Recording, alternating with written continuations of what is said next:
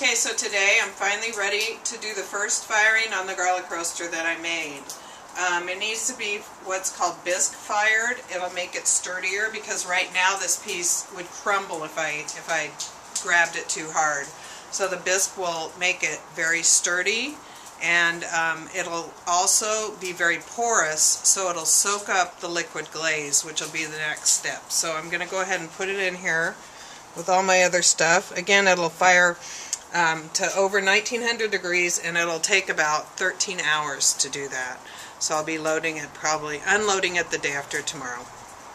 Okay, so I fired the garlic roaster, and it's a lot more sturdy now. I can handle it. It won't crumble. It would break, but not so easily.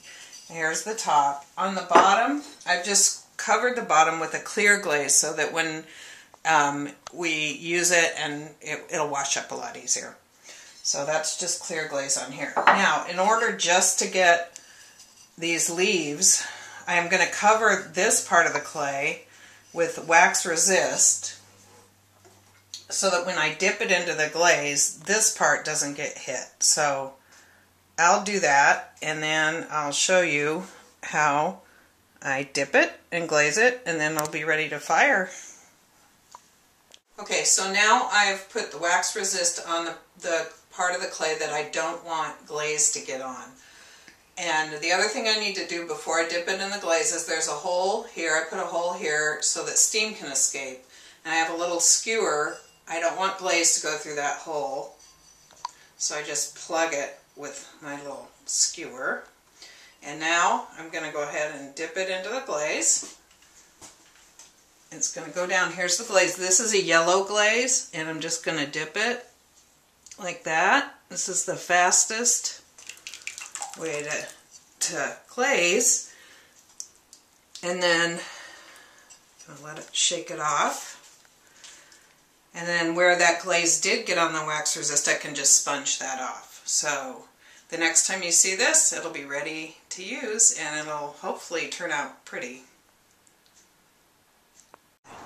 Okay, so this morning I took the garlic roaster that I made for the video out of the kiln. I put it in the day before yesterday, and this morning was the soonest I could open it up and handle it because it takes a long time to cool off. It fired to 2,185 degrees. That makes it so the clay is fully mature, and it won't absorb water or glaze or anything else at this point. It's ready to use.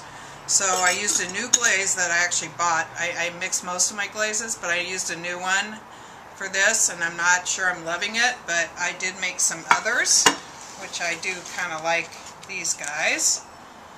That's how you make a garlic roaster. Hi, now I'm going to show you how I roast garlic in my garlic roasters. The first thing you do is get a nice big bulb of garlic like this, and you have to cut the top off of it to expose the cloves.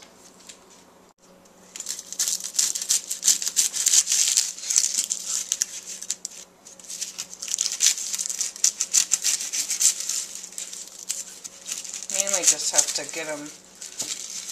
try to get each one exposed a little bit. Peel off some of the extra stuff. Okay, and it looks like that.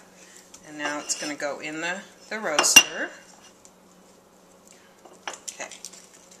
Just drizzle some olive oil over the bulb.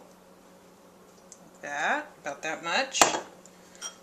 Put the lid on. Okay.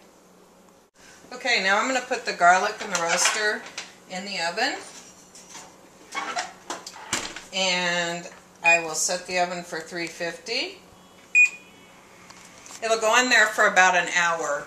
It's recommended that you put pottery in a cool oven and heat it up after it's already in there. So we'll check it out in an hour, and I'll show you how it spreads on bread, and it's very delicious. Okay, so the garlic's been in the oven about an hour. About halfway through, I popped off the lid and just drizzled a little bit more oil on it. And this is what it looks like when it's done. Those cloves are nice and soft. I'll show you how soft. I'm going to put a little bit of butter on the bread. Some people put some olive oil, and some people don't put anything at all. So I'm going to show you, the camera can get in here, that this is very soft and it spreads over the top. If you have butter on there, it melts the butter. You just use a butter knife, pop out a clove, put it on there, spread on there, delicious.